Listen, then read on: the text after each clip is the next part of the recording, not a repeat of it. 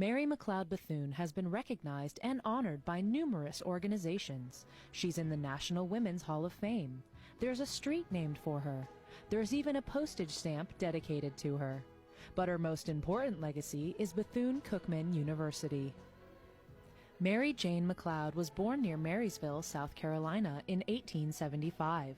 She was one of 17 children born to Samuel and Patsy McLeod, who were former slaves. She first attended Marysville's one-room schoolhouse and then Dwight Moody's Institute for Home and Foreign Missions, now Moody Bible Institute.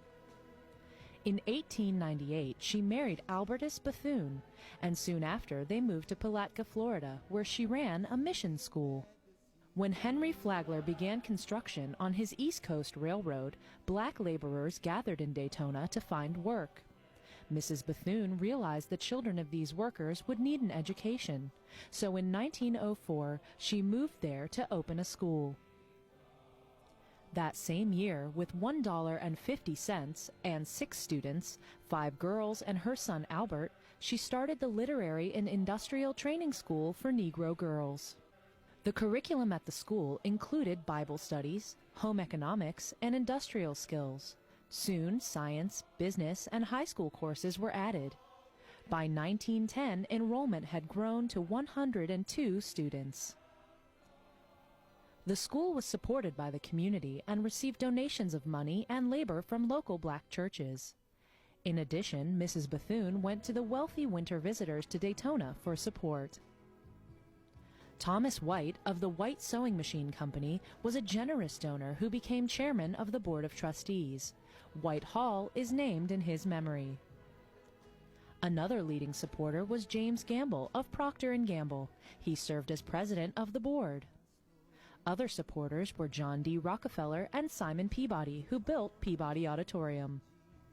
A major milestone in the history of the university occurred in 1923 when, with the support of the Methodist Church, the Daytona Normal and Industrial Institute merged with the Cookman Institute for Men from Jacksonville. The Bethune-Cookman Collegiate Institute was formed. As important as her work for the university was her work for justice and civil rights.